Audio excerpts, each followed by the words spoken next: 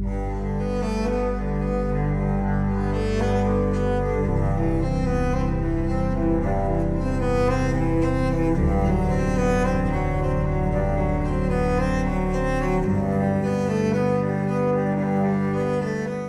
book describes Bittersweet Farms as an example of a community-based non-institutional program providing residential and therapeutic services for adults with autism spectrum disorder. So Dustin, would you mind providing a brief overview of Bittersweet's model? Sure. Yeah, so we're located outside of Toledo, our headquarters, where we have 3 locations in Northwest Ohio. We were the first farmstead model for individuals with autism in the United States. We are a working farm. We provide a few different services. So we've got our residential programs. We have both ICF and home and community-based waivers. We serve 40 people total, 20 in each of those different funding models. And our flagship program is our day program, where that is where most of the farm work as well as other meaningful work takes place. So our model is really about full engagement with the natural world, really the sensory benefits that come from doing farm work, the meaningful benefits to the farm work, the contribution to the community on the farm and the broader community. So we do a few different things in that capacity. Our largest program in our day program is our community supported agriculture program. So we have a number of greenhouses. Our participants grow produce, seed to harvest for members of the community. We have different shares that people can subscribe to, and that's a great program. Really gets full inclusive, involvement with the soil, with the plants, all aspects of harvesting. We also have an animal program with an animal barn, and that's more therapeutic animals at this point. We've got like some smaller miniature ponies and some goats and chickens and rabbits and different things, but we've had a variety of animals in that program through the years. We've got a very robust art department that makes a variety of different art goods, and we incorporate a lot of very hands-on different mediums. So we've got a full weaving loom, weaving studio with several looms actually that give a lot of really good input. We've got a ceramic studio as well. And then we've got a culinary team that makes and sells different types of cookies and things like that, and caters different events. We've got a janitorial crew. We've got a groundskeeping crew. All of these things present a vast array of different opportunities for the people we support to both explore and experiment, as well as provide some self-determination into what they want to do and exploring the pursuits that we have available here.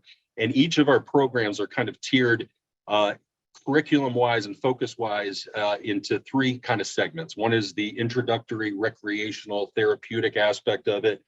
The next is the pre-vocational. So as those fundamental skills are developed, then they're in a kind of a pre-vocational apprenticeship type of focus. And then once mastery is achieved, they are then in compensable paid work.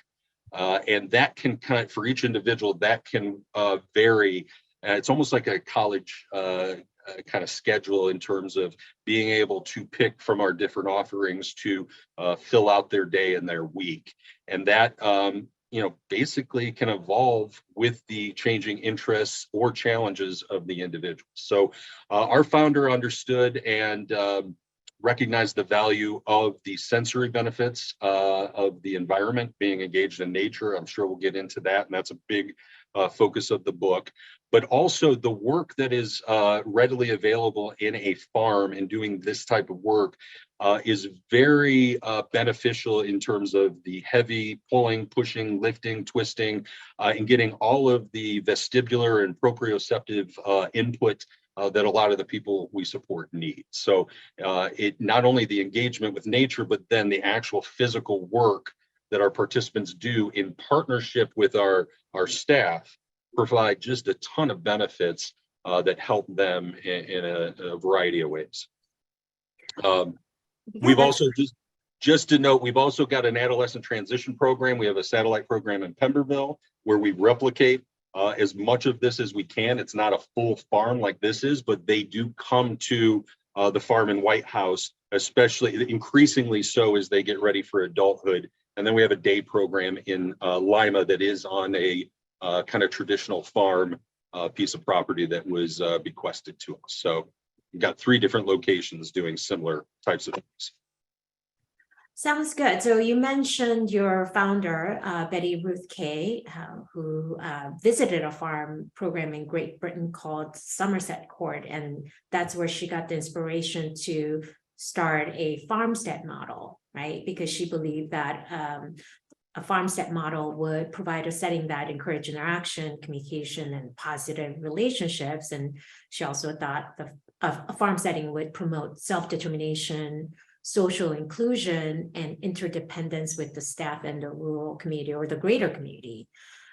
This is something that we would all want, regardless of what setting you're in. So can you tell us more about that, and how can a farmstead model help individuals with autism and other developmental disabilities achieve all of these desired outcomes? Sure, yeah. So I think first and foremost is built on the idea that in a farm, there is a lot of purposeful, meaningful activity that has to be done. We don't do things here just to do them. There is a purpose behind everything. So part of the way that activities are presented is really about the underlying meaning to the person, to the community, and you know, when you're talking, especially with plants and animals, if you don't take care of them, then there are negative consequences that can be immediately felt. And so it provides meaningful work, which then drives purpose and motivation and that contribution. The way in which we engage in that work together is we do that in partnership. And so we are a community of people in different teams in different areas that are all achieving together each day and working in partnership. And so the farm is the vehicle, but what it harvests is really a lot of really rich reciprocal, a need to engage reciprocally. And that's where rapport and relationships start to flourish and contribution to the broader community. And then as I talked about that physical work that comes with doing farm related work, physical work provides all of those benefits to the mind, body, and soul that really helps for, you know, it's not meant for everybody, but for those who really do well with having space, being in nature, being connected to, there's a lot in the book that explores all of the research that's been done about all the benefits of being engaged with nature proactively on a routine basis, as well as just the physical aspect of the work and all of the benefits that brings. So our founder was really kind of prescient in understanding. She was doing this work in her classroom in Toledo, kind of experimenting and being very insightful about what her students needed and how they thrived based on how she presented activities. So I think when she found Somerset Court, she saw a great kind of model that took what she was experimenting with and put it on a much broader platform. And she said, yeah, along with parents, you know, parents were integral at creating Bittersweet. So, you know, I think light bulbs went off, and she created this farm here in White House, Ohio, and it's just been we're very fortunate. And it's not just, as you alluded to, not just beneficial for the people we serve, but it's beneficial for the staff and our team members, the family members that come here. We're very inclusive, and it's beneficial for the community as well. So we do a lot of inviting the community into the farm. We have several things throughout the year that help connect them to the magic of the farm as well. I've been here for 23 years almost, and I try not to take it for granted that I have such a wonderful, beautiful, natural environment to spend each of my working days in. And I think that goes for many people in the Bittersweet community. And so, you know, this book, it took many years to complete this book, and a lot has changed over the course of the last decade or so, and more so in the last 3 years, as we all know. So looking back and seeing how things were back then, from the beginning of the founding of Bittersweet Farms and even the launch of this book project, and looking around now, in what areas have things changed significantly, and what are some of the challenges that have emerged in the last few years or even in the last decade? Yeah, that's a good question. So, I think at its heart, so much of the benefit of this model is really stemming from the process. The magic is in the process. And so we're meeting individuals where they're at. Sometimes we're purposefully being less efficient to mine all of the benefits out of the process. But society has shifted quite a bit with technology to being less and less reverent to process, I think. And with cell phones and technology, that is one area that initially we tried to fight a little bit. We used to have a no cell phones allowed policy when cell phones first came onto the scene. As you can imagine, that was kind of futile in policing that. And we also realized that phones can be used for a tool and a resource, and they can be used to disengage and distract our team. And so we're trying to keep the focus and one leg in that history of, what makes Bittersweet work and what makes our model work in that process, and understanding that we've got to evolve with changing times, and what resources can we use without sacrificing the integrity of our founder's vision and what we know works for the people we serve. So we've had to adapt in ways. We're utilizing more technology than we've ever used before, but we're very careful in how we use that technology. I think just also workforce coming in, we're having to teach more intentfully about what this process is and all the great things that are in the book. This is why the book is so valuable and important, and why it was written, so that we don't lose that understanding and that foundation of why we do what we do. But we're, in all honesty, we're not seeing as many people coming into being our employees with that fundamental prerequisite understanding, and especially younger people who were born with a cell phone in their hand.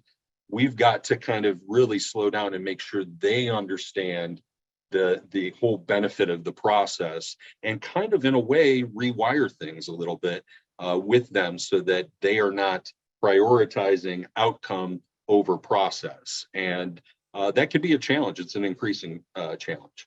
There are also, we're adapting with the needs of the individuals. So our founding residents who were in their 20s when they moved in, and there's a whole appendix of different case studies of individuals and the benefit that they receive from the farm.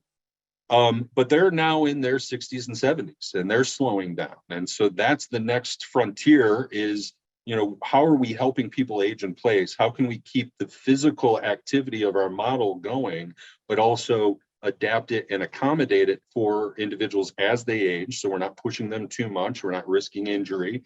We're still staying within their interests. We have individuals who are would be retiring in any kind of typical arena. So, how do we're having to evolve and adapt towards that, all the while knowing that there are many young people who need all of that very focused physical engagement and all the other, high levels of activity we have going on here, and making sure we maintain a balance. And that is a challenge. Especially so with, I think the big one is just workforce challenges. Before the pandemic, as I'm sure most of you are aware, our industry was in pretty rough shape with workforce. And then the pandemic put that only on, hyperdrive for us, along with many other industries. So we're still trying to rebound. If you look at population trends over the next 10 years, it's pretty scary to see the growing shortage in the workforce. We're very, very fortunate to have so many amazing people who love Bittersweet, the model. They buy into it. They are capable in doing what we need to do. But it's harder and harder to find those people out there. And so it really puts a focus on retention and keeping that balance. We have to have accountability. This work is not cut out for everybody. We have a very careful interview process, but we also have to move quickly or else we'll lose candidates. So our number one barrier to growth is workforce. And right now we're all competing. We've raised our wages significantly. And a huge part of that is because we've gotten so much awesome support from the community, from foundations, things like that, that help us. We have to fundraise about 15 to 20% of our operating costs each year. So that piece is critical. And so we've had to focus more critically on fundraising, especially compared to the early days of Bittersweet, where there was community support, but there wasn't per se a development director, a development department, a marketing department.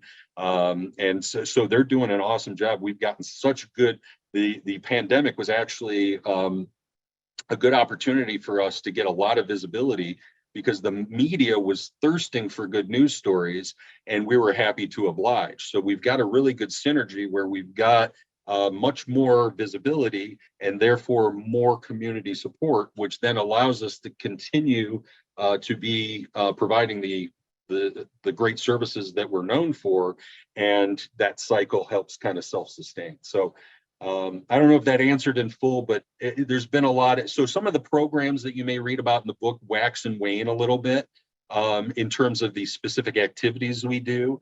Like the handbell choir is something that kind of, right now it's kind of on the back burner, because a lot of this is about not only the interests of the individuals, but if you get out of habit and out of routine, they pick up new routines.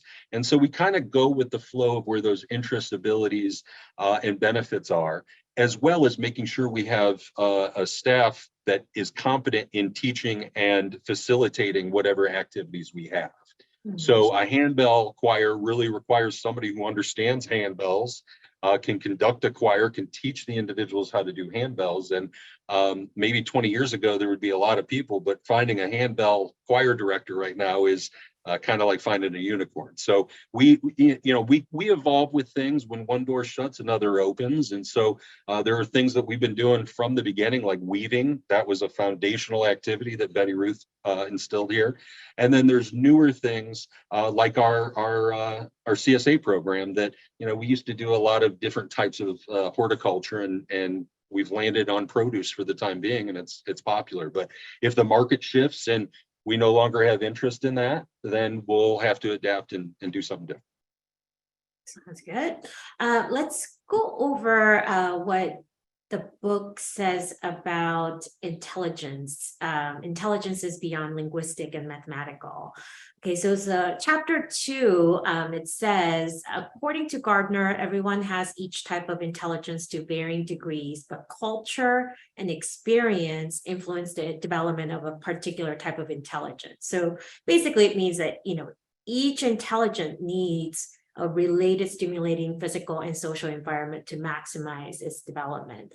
Basically, what this book is talking about is that it really focuses on intelligences beyond like language and math, right? And so maybe this is the reason why farmstead models work out so well for individuals who may not be gifted in language and math, but are gifted in many other ways. So how can we learn from Bittersweet and provide that physical and social environment that could maximize the development of their intelligence, regardless of where we are? Yeah, it's a really good question. So I think a farm provides a rich bounty of different opportunities and activities and options just by the nature of what it is. And so Bittersweet has just a lot of different things for people to explore.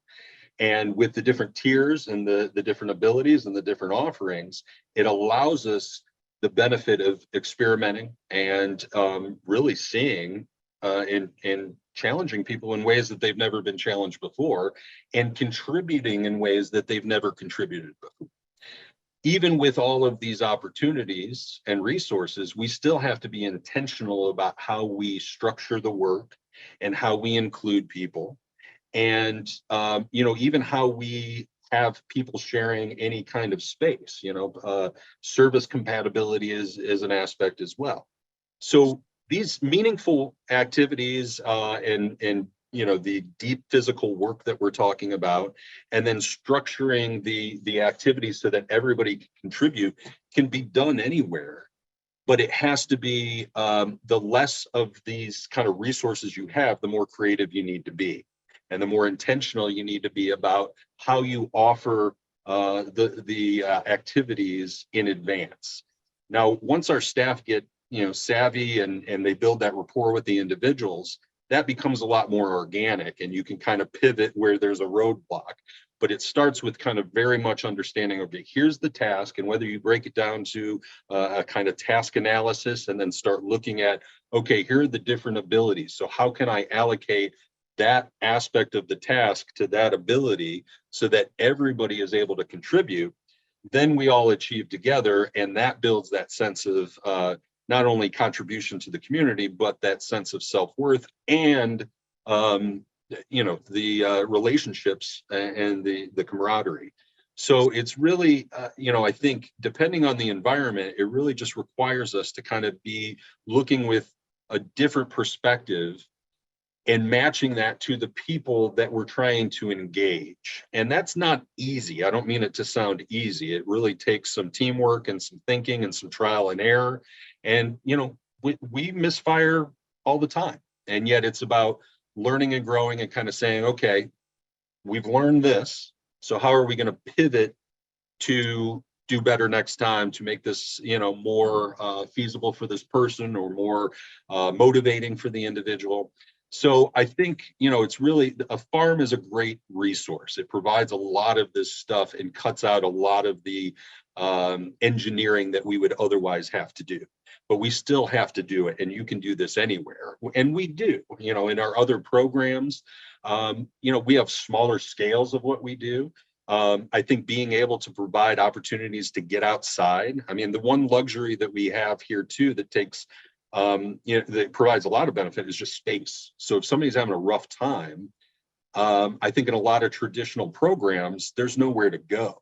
And even if being outside is an option, it may be limited to a yard, something like that. So anywhere where you can utilize space and contact and connection with nature, I think is good. You've got all kinds of indoor gardens now, and there's those aero gardens where it kind of takes care of a lot of itself. But that whole idea of being able to engage where you're at, bringing nature in, bringing animals in, being able to get physical activity in structured ways, being able to give that flexibility to an individual when they're having a rough time, regardless of the reason.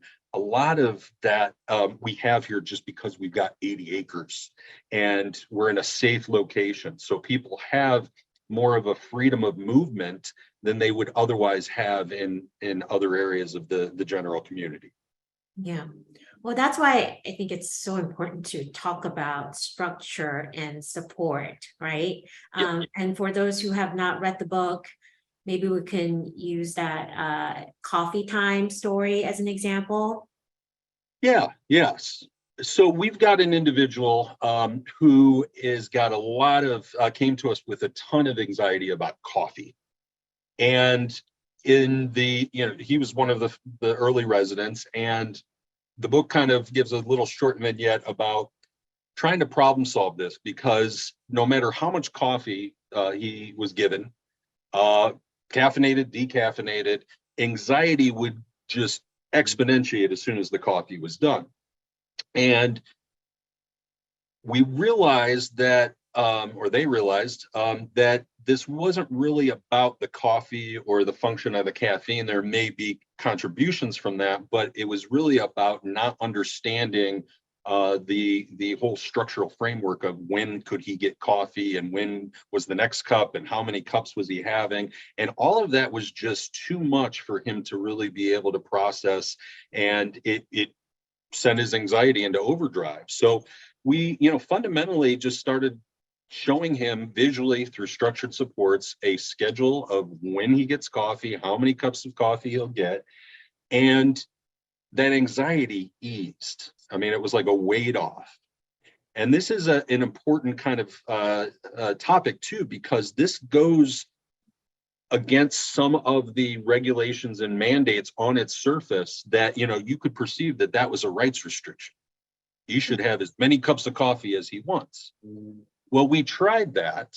And number one, he would drink so much coffee that it would not be good for him physically.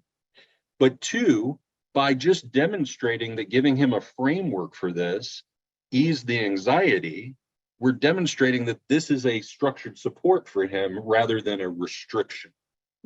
And so it's, you know, there is scrutiny that we have to kind of, you know, face, and we have to be able to demonstrate why it is that we do this and how it's a benefit to that person.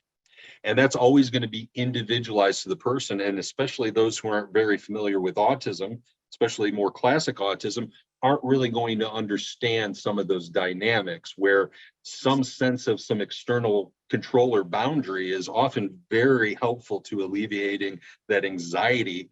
You know, I always joke, I'm kind of like a peanut butter monster. I love peanut butter and it's super caloric. And there are times where I say to my wife, just hide the peanut butter from me. I don't want to know where it is. Just get it out of the arena. And therefore it's not tempting and it's a support. So, you know, that's another area of balance of, you know, making sure that, you know, we're not restricting anybody unless it's, you know, equating to their immediate health and safety. And that's an Ohio regulation as well. And we have to abide by all of those with Medicaid and the Department of Developmental Disabilities. But in these cases, a lot of times it's trial and error until we find something that seems to work. And then we kind of have to make sure we understand the narrative of why it's working and being able to share that with others, as well as the staff. Understanding, for them to understand the core concept is critical, because otherwise they're not going to be able to pivot when something comes up or there's a change, and they've got to embrace the underlying philosophy to these structured supports. So there's a lot of examples of those structured supports across in the book, and you know how we tailor that to each individual. But that's a hallmark of the program. Usually either visual schedule types of structure throughout the day, visual supports or communication supports are typically you know, what we focus on, as well as environmental adaptations. So can we focus more on behavior modification and intervention? Because I think that's something that is so rare in America. I mean, it's not rare in terms of what's available, but it is pretty rare in terms of what's effective. So, and Bittersweet is one of, you know, very rare communities that actually are able to successfully serve individuals with challenging behaviors. So, you know, instead of just talking about all these different methods and strategies, can we use an example of a resident that's featured in the book? Is that Larry? Can we talk about Larry in the book? Sure. And just for the record, all the names have been changed on all of these. But so Larry is an individual that has been with us since the 80s. He was kind of in the second wave of folks that came in, and came with a lot of significant challenges, not a lot of communication, had a lot of aggression, a lot of yelling types of behaviors, would yell so much that he would go hoarse. A lot of toilet plugging, property destruction, things like that. And, you know, coming in really did not have any significant positive social relationships, had a lot of aggression with his mother. And what Betty Ruth, our founder and the team then understood was that he really took well to hard physical work, especially if it was repetitive and physical labor. He would do that all day long if you let him. And the more that he would do, the less we would see of any of this aggression and yelling and things like that. So, and this is kind of a good example where sometimes we're not always the best fit for a period of time. So Larry would work in our program, would cut and haul wood all day, really like that type of work. But an opportunity came up to go to it. There was still some refusal because there's only so much of that you can do in a day as well. So being creative in terms of how you could present other opportunities to them. But we did have a workshop in town that had a contract with Ford Motors, and they were just doing piecework types of work at the workshop. And he trialed that and loved it, and he was the best worker they had. He would just move these parts all day long. He was like a machine. Did that for about 15 years, and then the workshop closed down, that contract closed, and that opportunity went away. And so we had to bring him back into the farm. Now we've looked for other opportunities, but we hit the recession, and then all kinds of things that haven't made that easy. So we've tried to replicate as much of that, going back to as much physical work as we can. But there's the other aspects of the farm that have benefited him as well. So it's the relationships. He works very well with male staff. We've realized that. And so we really try to connect him as much as we can with a consistent male staff. And that does wonders for him and his rapport. We try to identify, all the things we should be doing in terms of person-centered aspects of his interests and abilities, and things, building blocks to build rapport on. And we use a lot of differential reinforcement. So, it's not, whereas I think before, when he, whatever his prior experiences were to Bittersweet, if he was yelling, his response was likely, stop yelling, you can't yell, stop it, that kind of thing. And we just see that as an emotional need. And if he needs to yell, we encourage him to go ahead and go outside so he's not disrupting his housemates, and we let him yell. Now we try to provide other alternatives, and we try to, incorporate that physical work. And he's very physically active too. And so we try to get as much hiking and connection with nature as possible. So the intentional aspect of kind of, I'm a board certified behavior analyst. I'm the only BCBA that we've ever had, and I'm the executive director. So I'm not a practicing BCBA in the sense of, a traditional analyst, but I am working with our team very closely on a continual basis. I was the program director prior to being the ED, and I was the behavior specialist for many years. And so part of it too is having that long scope of history. That's very beneficial as well. And we incorporate a lot of ABA elements and strategies in what we do, while also balancing Ohio's regulatory framework for how we provide behavioral services and supports, and which is pretty pretty distinct in the sense of what we can do and what we cannot do. And we are not allowed to restrict anyone in any capacity unless it would result in a impact to their immediate or somebody else's immediate health and safety. So that is something that we've, adapted to, i.e. meaning if you had somebody who just could not be satiated, would eat, let's just say, like 2 boxes of donuts, get sick, and didn't realize that cause and effect, or could not necessarily have the self-control. 20 years ago, we probably would have limited how many donuts that person had access to. Still allowing them to have donuts, but if they'd eat 2 boxes of donuts, we wouldn't put 2 boxes out. Now, the framework is that we really, if somebody wouldn't limit us in our life, we can't limit them.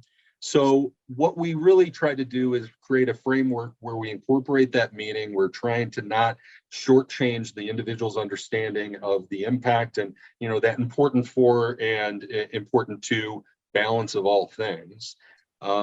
So it's kind of a menagerie of different elements. We do ABA, we use behavioral science, positive reinforcement, differential reinforcement, sometimes negative reinforcement. But we're really also trying to, make sure that we're staying the line with everything that we would need to do. So when I talk about that peanut butter example, we would not be permitted in certain ways and situations to do that unless we could demonstrate an immediate impact to health and safety. I work with families whose adult children would perseverate on food. And a lot of behaviors come out of that because of that issue. And also Prader-Willi. is a good example, where some of these homes have to be customed, in a way that people won't be able to have access to food so easily. But at the same time, when they don't see food, they don't act out as much as they would. So I don't really, without, wouldn't that be sufficient to say that this is person-centered way of, not offering that much food just because somebody wants to have a whole box of donuts? I don't know, because that could lead to more behavioral challenges.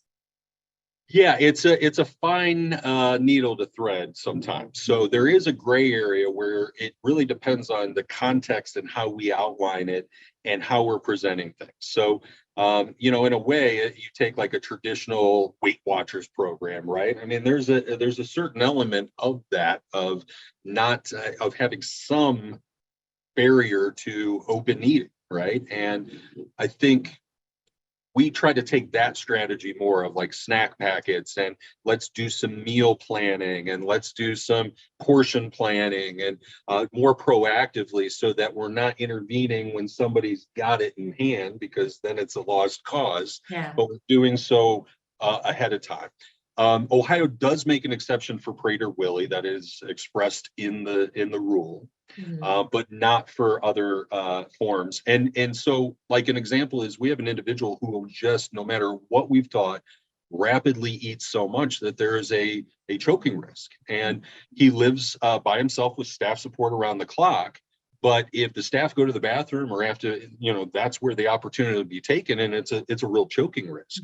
So presenting it that it's a choking risk gets a different type of response and acceptance than a dietary issue or a weight issue or things like that. A lot of people are going, how can we build Bittersweet in our, neck of the woods, especially given the settings rule implementation. Some states might allow farmsteads, others might not, and some states don't even allow congregate settings. So I know that Bittersweet is grandfathered in some of these issues, not the settings rule, because settings rule doesn't have the grandfather clause, but in terms of like ICF being able to be next to a CPS, and day services being able to, be provided in next to ICF setting. So you have mentioned that in the past, that if you were to do it all over again, it would be hard to start a Bittersweet in the current environment. But do you have any advice on how we could overcome that and build something very similar to Bittersweet in different states? Yeah, so I think that's the challenge, is each state is going to be a little bit different in terms of their receptiveness to this and how they're interpreting the settings rule and all that. I think, as we've touched on, and you guys are doing great work in, some states are likely overreaching and over-interpreting.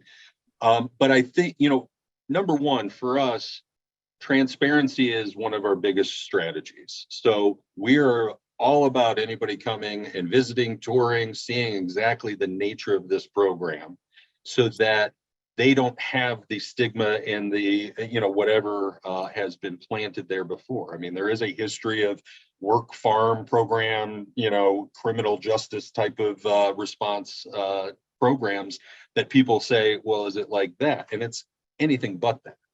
We're also not segregated and isolated. I live 4 miles down the road from Bittersweet. The White House community is extremely, accepting and involved with the individuals. The people that we support are kind of like local celebrities. I don't consider myself living 4 miles down the road, isolated and not part of a broader community. And so, we really just say, come challenge your stigmas, challenge your stereotypes about what we are. And so I would suggest that if anybody is saying these programs don't work, or sharing a negative stigma about a farm-based, agricultural-based program, now we have a book to even be able to say this demonstrates the quality of life outcomes that have been achieved through this program. I know that different states, depending on who's in the position of power and decision making and their attitudes about it, may have different concerns with different aspects of a program and a model like ours. But I will tell you that getting the allowance to, finding the property, getting the funding to build the homes, bringing the people in, those are big hurdles, but it's a fraction of the real challenge. And the real challenge is kind of operating and conducting all of the elements that I'm talking about, getting your workforce to buy in and have, especially this day and age, having them in enough supply to fulfill what you want to do. So I know some folks try to start small and grow. Others are really kind of starting with a big, larger kind of model. I think there's different strategies, but it's going to depend on your state. My one piece of advice is just try to understand how your state is interpreting this. Together for Choice has been a great resource there in each state, but it's not easy. And that's one of the saddest things for me is there's been a lot of great people who have a ton of passion and energy and drive to create a program like ours. And there are many who have done that. I mean, it's great to see so many farm-based, agricultural-based programs out there across the country, but they don't fully understand the settings rule. They don't fully understand the implications of the funding and what's tied to the funding. And as you share that with them, you can sometimes see that bubble pop and that deflation. So I would just advise that you really understand your state, work with Together for Choice and Ashley to get a broad understanding of what that is, and make sure you're kind of strategizing around that. And I think we have to push. We have to advocate for models like ours. We have to say this does work. And I think the ridiculousness of, the idea that person-centered is great. We push for person-centered services and housing and everything else, unless it's this or unless it's that. And this is one option. It's not for everybody, but for those that benefit from it, it has been crucial to their success and their quality of life. And they haven't been successful in the more urban-centric, metro-centric types of programs where other people may be. But we've got plenty of people out there needing services and not nearly enough service models to accommodate them. And I think that's the underlying drive. So I'm sorry I don't have anything a little bit more substantive, but and we're happy to help in any way that we can as anybody's trying to pursue that endeavor and it's really cool to see that people have been successful. Yeah, I just feel like many folks who are interested in starting a farm are so intimidated by the prospect of the settings rule issue, but you just have to push it and just keep building. And eventually, I do believe that the government will allow these type of models because they can't afford not to. There's Right. nothing for individuals with behavior. There's absolutely nothing. And we need to start pushing back, but also educate the government on what these farms actually look like, and kind of pull them out of their own ideological bubble that they're in. And oftentimes, there's so many farmsteads, or not, we don't have enough, but there are farmsteads that were at a risk of being in violation of the settings rule that are now completely fine after they went through the evaluation. So I would highly recommend doing your research in terms of how your state is interpreting the rule and how they've been implemented, and don't let that slow you down, or you can't lose hope. There's so many examples of communities that were built in the last few years with these uncertainties, but they were completely fine after they were built. I think overcoming the regulatory side was actually nothing compared to dealing with staffing crisis and operation challenges that we face today. So with that being said, how are the staff shortages affecting your operation, Dustin? Well, on one hand, they're definitely impactful. I don't know a single program out there that's not been very hard hit by, particularly since COVID. We have, on one hand, we're extremely fortunate. I mean, we have amazing staff. Anybody that comes to visit, the number one remark I get, aside from the people that we serve seeming to be very happy and content, is just how friendly, how engaging, how professional our staff are, and the positive culture that's here. So we're very fortunate, but we don't take that for granted. All of the societal shifts that we're talking about, I mean, there's generational work styles, and I won't get into that rabbit hole, but there's a lot of differences today versus what we historically had experienced. But we, our number one barrier to growth is workforce. And our concern is that very niche that we have in supporting people with more behavioral needs and involvement are the ones who are the most impacted by the workforce shortage. Those, on the, Asperger end of the spectrum, they may be impacted by whether Bittersweet can provide services or not, or what staff's working with them today, but not nearly to the level that those with the most challenges are experiencing. So, because staff turnover compromises the relationship and the rapport. So the more behaviorally involved somebody is, the more they need somebody with consistency and rapport working with them. And so just by the nature of workforce shortages, we've got some amazing staff, but they're spread thin too. They're the ones who can work with a variety of people, but not necessarily to the consistency that we would like. So we've got to, we've done a number of things in terms of being competitive. I mean, right now we are, our starting wage is in our day program is at $14.50 for a DSP and $15.50 for residential.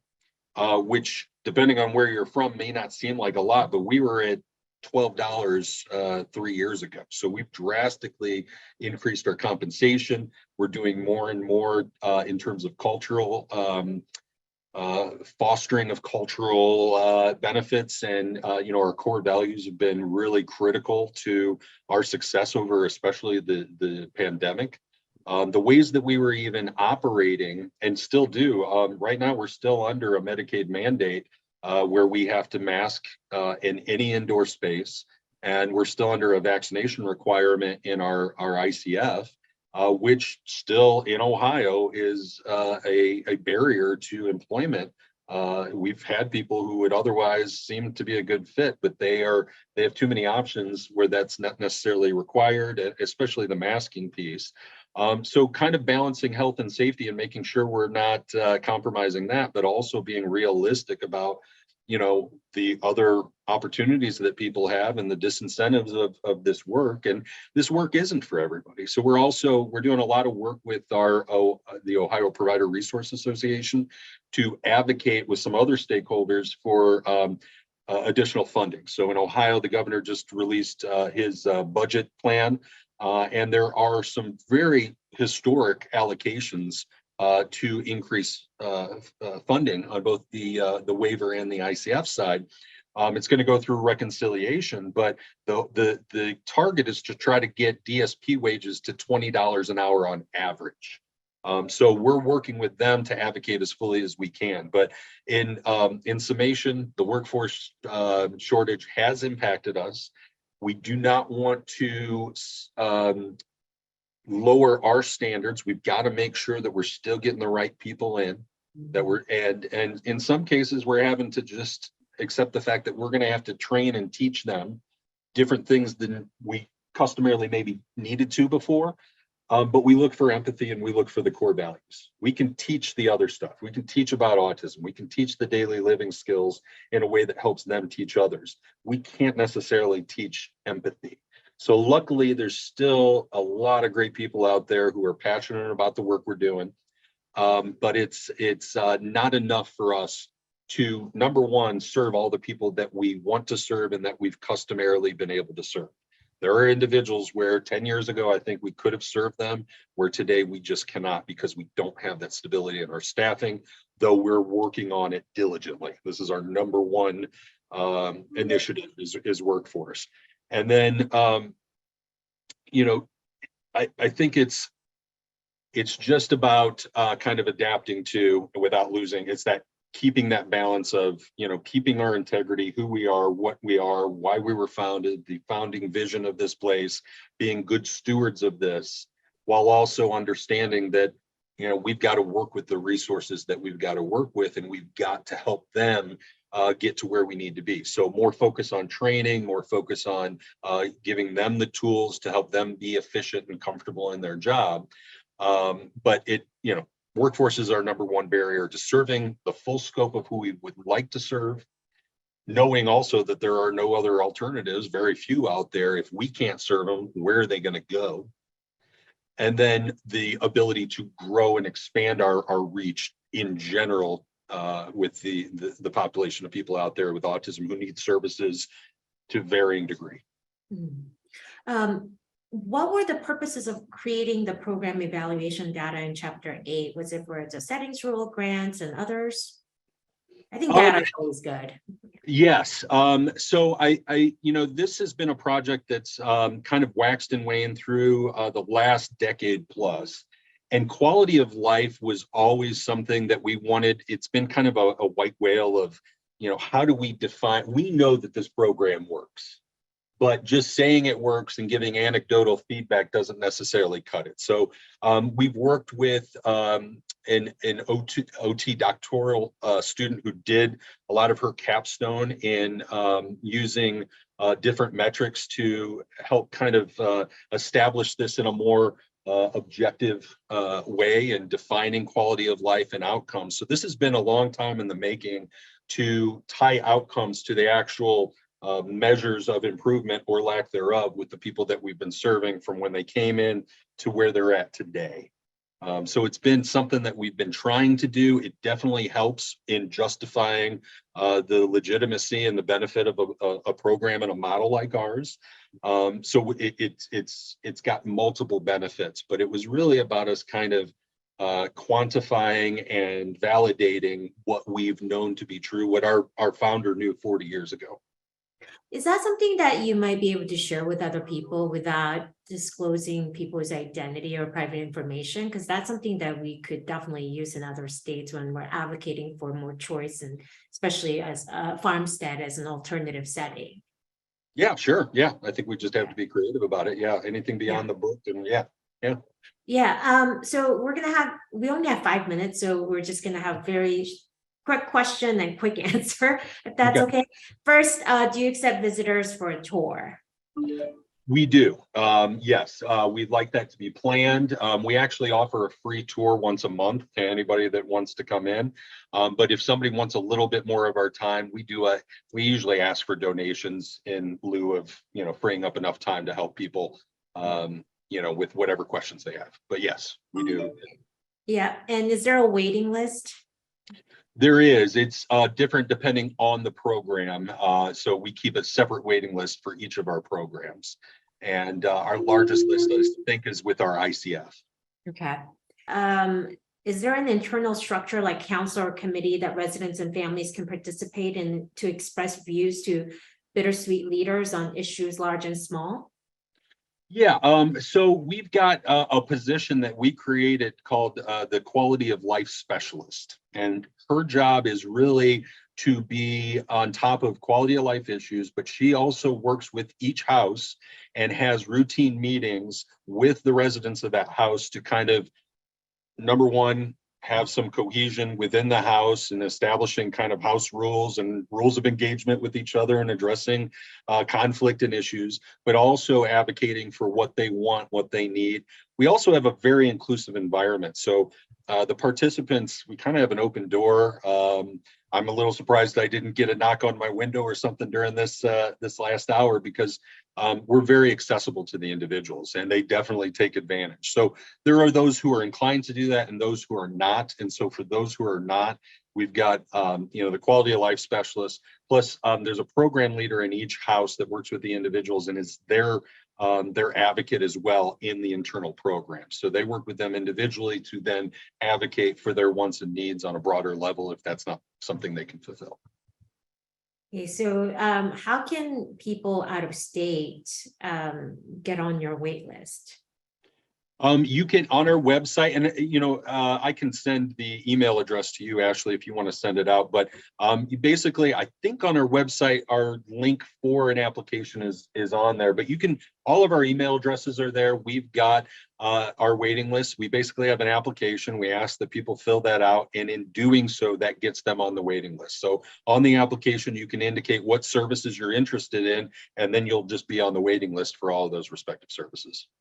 But you have to be very realistic, because if you're not in-state, like an Ohio in-state person, it will probably be almost impossible to get accepted. So maybe our next discussion, particularly on the waiver end of things. Yeah. But maybe our next discussion should be about how to franchise Bittersweet. There you go. Oh, someone actually posted, Dustin, you are an amazing human. Thank you for your time today. Your presentation has been inspiring and motivating, and that's how everyone in this discussion feels right now. I really, really thank you so much for really making this book happen, for people to pick up and read and really understand how to create a really good program for best quality of care for individuals with autism and also other developmental disabilities. So we really, really appreciate your investment in this book and everything else that you have shared with us. And I hope you come back to discuss that topic, how to create more Bittersweet in other states and inspire more families to do so. So thank you so much, Dustin.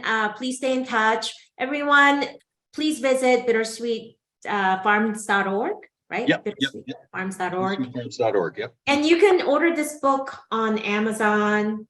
I think that's the easiest way to do so. Yeah.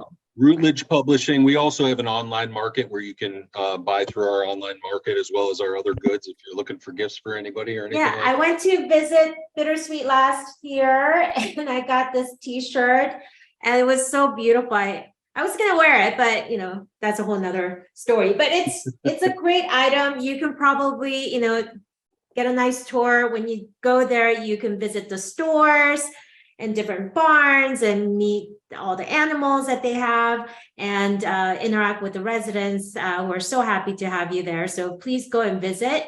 And thank you so much for joining us today. Goodbye, everyone. Thank you, everybody. Thank you very much. Thank you. Take care.